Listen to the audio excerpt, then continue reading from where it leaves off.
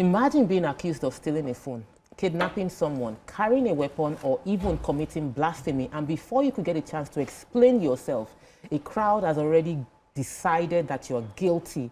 No police investigation, no interrogation, no lawyer, no trial, just a mob. Anger, suspicion, and sometimes a brutal death. For years, jungle justice has become one of the most disturbing realities of our society. A mere shout of thief, thief, thief, thief can attract a crowd, and a video on social media can become evidence. An accusation can quickly become conviction, and before the truth emerges, an innocent person may already have been beaten, burnt, or killed. And the most frightening part, you know, is sometimes the crowd gets it completely wrong. That is the reality of the Inspector General of Police, IGP Olatunji Rilwan Disu. He's now confronting head-on a strong warning to Nigerians and security personnel nationwide. The IGP has declared that the jungle justice is murder, not justice, directing police authorities across the country to treat mob killings as homicide and investigate them with the seriousness they deserve. Ladies, what are your thoughts on this pronouncement by the IGP? Which prominent case of jungle justice still comes to mind? Join the conversation, viewers, by calling us on 020-1635-2013, or you can drop your comments on YouTube. So homicide is now what jungle justice is. It's going to be treated like it is murder. If everybody that is caught the videos, they will be prosecuted like you actually, even throwing a stone, you killed the person.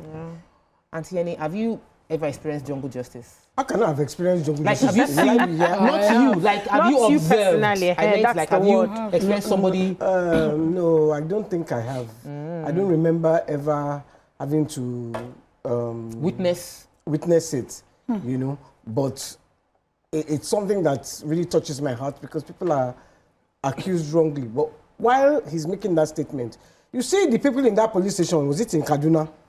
That released that woman. Pushed her to the crowd. And pushed her to the crowd. They are the first victim. Yes. They are the first people that they should arrest. Yes. The law. No. There's a law. There's no. You think we don't have laws against this? The laws have been there now. We've always had laws against these things. He's not quoting something new. It's lack of enforcement. Nothing new there. So the instruction now is that it must be enforced. As soon as these things happen, and you have evidence of certain people you have investigated that who partook, make sure you prosecute them for the least manslaughter. Yes, because a crowd's anger cannot just justify anything. Look at that Ekiti case, for instance, where that young man who was the breadwinner of his family, his wife and mother came to the spot and saw him burnt in his car. And it was just one person's shout of, hey, ole. No evidence, nothing else. And a crowd just carried all their frustration together and murdered him. And he was murdered in a community where his family resided, just because nobody allowed an identification. At least in the list, identify yourself first. Because it's not because they cannot go and find him where he is if they report a crime. It's just because one person decided. And when they found the reason, the most flimsy reason, but we had lost a life in the most gruesome way. You are provoked, you incite the crowd, all the crowd too. Everybody will now lose their sense of reasoning and just be going in one direction. The case that Kwaike gave, that Kaduna case, the woman was lost in the environment. Her family had gone ahead of her to a Islamic lecture. And then she asked a couple of children, somebody just and that's it. She ran to the police. In this case, not because we don't have law, she ran into a police station. The crowd surpassed the police. In order for them not to be burnt, it's rather than them defend the woman, shoot in the air or whatever you have to do. They released her, pushed her to the crowd. And the husband and wife and family, when the head of the crowd thing came back, because she had been calling, trying to get to read them, met her burnt alive.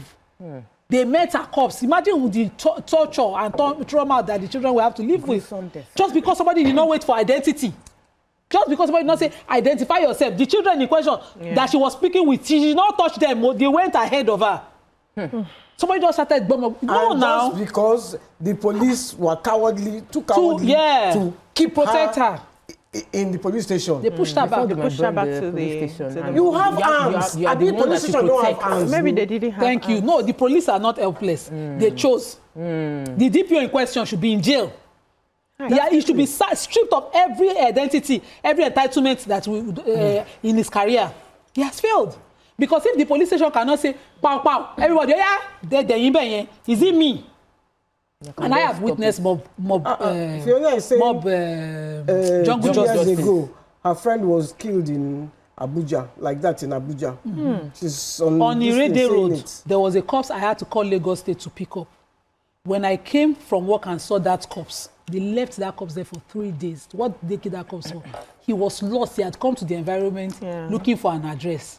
While on the bike, he was calling and the person was not picking up. He asked somebody and the person insisted they are taking his penis.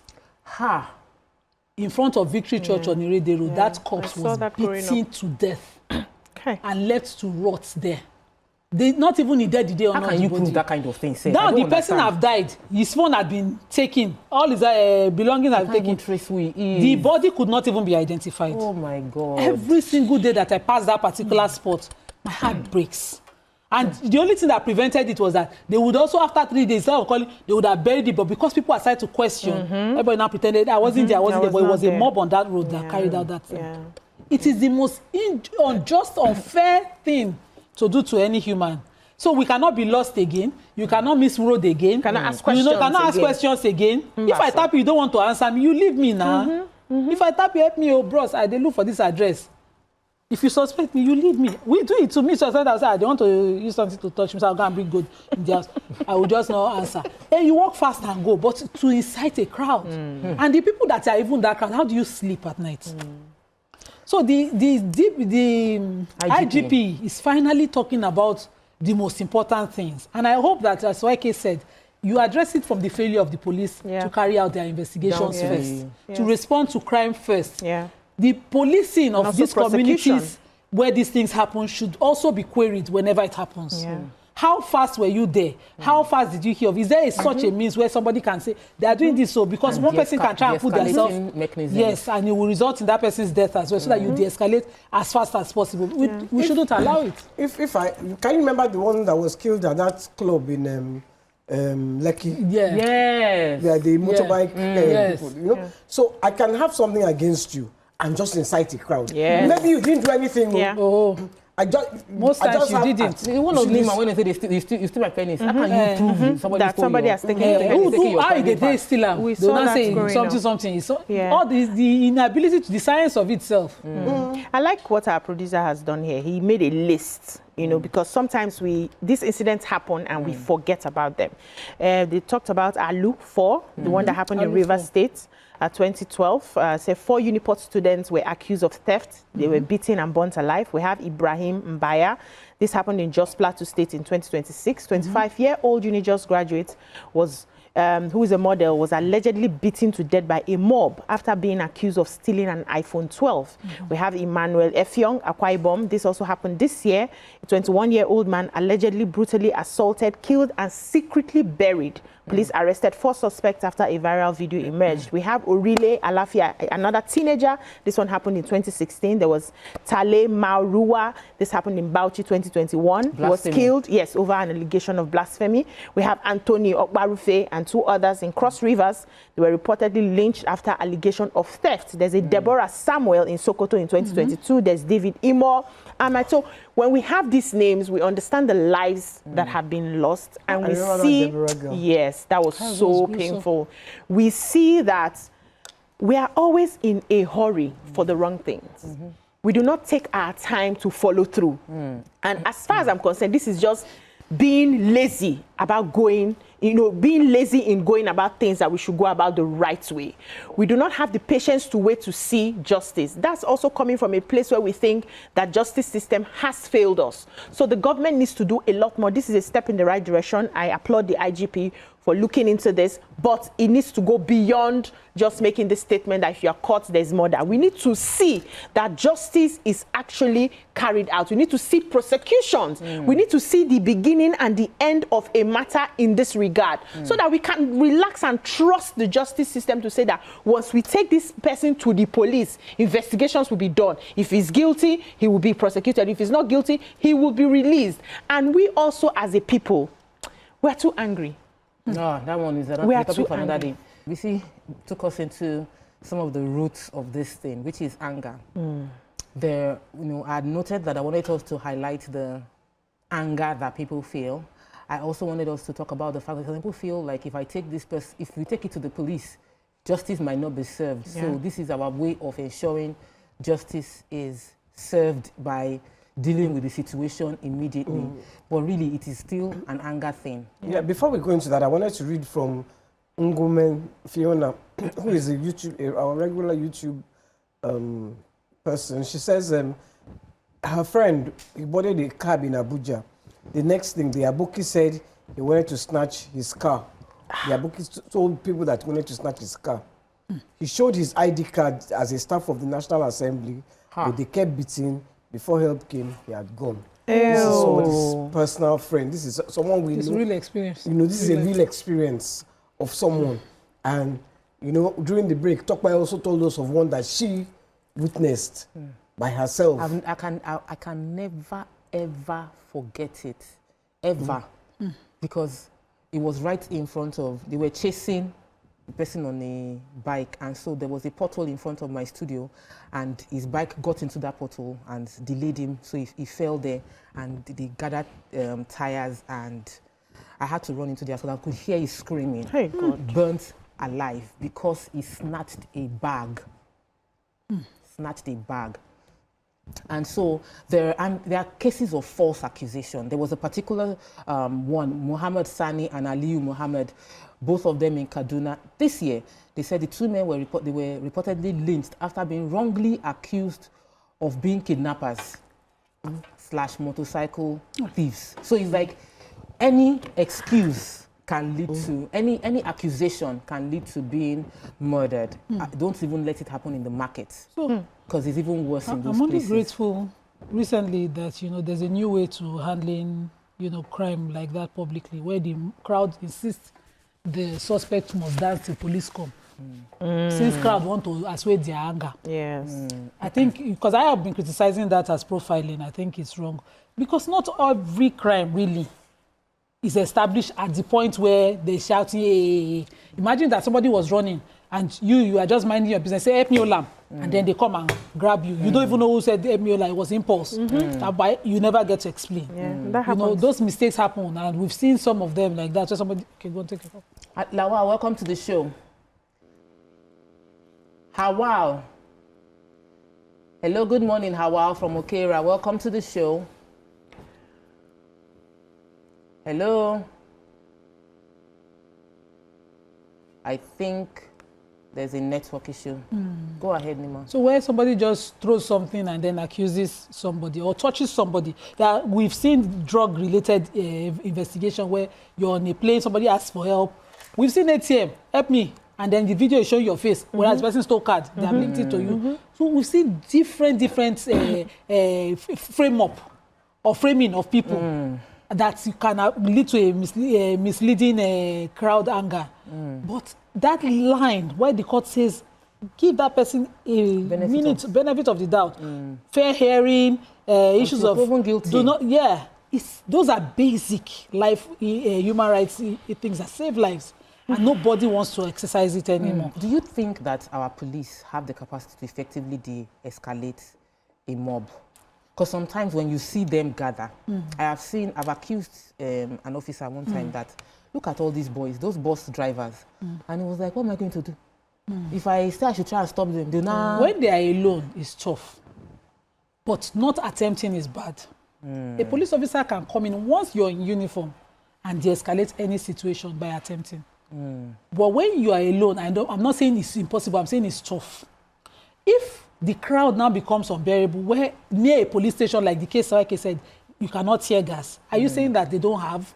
Because the moment they need it for political rally, it comes out. No, that's when they supply it. No, a day station. You know they. BC a day station. I know they. I say a day station. I say no day. No, A day station. My husband's manager was saved by a man in military uniform at Abule Ado.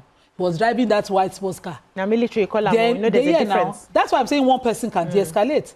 Now, what is save him that because it's a military. It's different. There's more respect. He had no weapon on him. Yeah, no, but military, we know. See, the mindset of a typical Nigerian is that the military can do and undo, and they have the strength. So the whether mindset, he's physically fit or not, we already have that perception. So that also helps us, yes, how we respond to seeing a military man standing. Even in traffic, once a military man comes, that everybody behaves. Mentality about yes, it's a mentality so imagine about the whole thing. But we don't have that mentality for the police. We can change That's one too. I also do not think we have enough personnel, even in the police stations themselves. We've seen cases where these mobs come and they threaten to burn down police stations and all of that. We do not have enough ammunition. The IGP needs to look into this. What sort of provisions are they making for the police stations across, you know, the country to make sure that they are equipped? For them to do what they yes, it's easier for them to do. Even the tear gas self, you know, they show the politicians need them. That's all of this. I'm glad you went there. Perspective,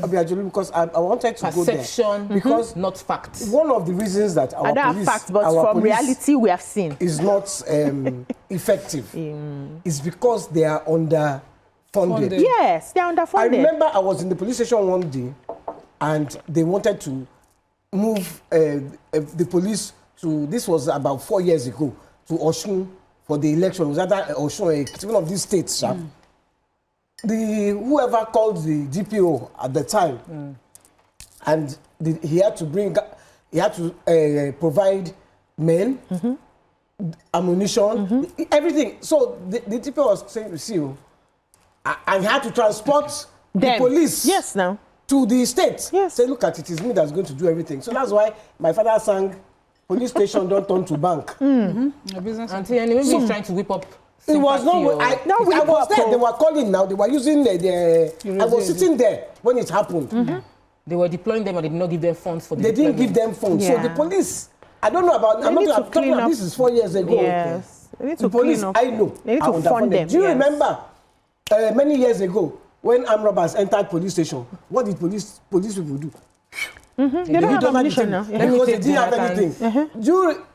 When you pass police station, sorry, caller, when you pass police station in the night, what do? They lock their gates. Imagine police locking gates. Closing. If police is locking gates, who are you? What do we do? Oh, yeah, call your answer your call. They need to be funded. Jonathan, are you still there? Do we still have Jonathan on the phone? Welcome to the show, Jonathan. Are you still there? I don't think so. Apologies, Jonathan. So we need to fund. We need to fund the police. We need to fund because make the environment conducive. They are human beings too.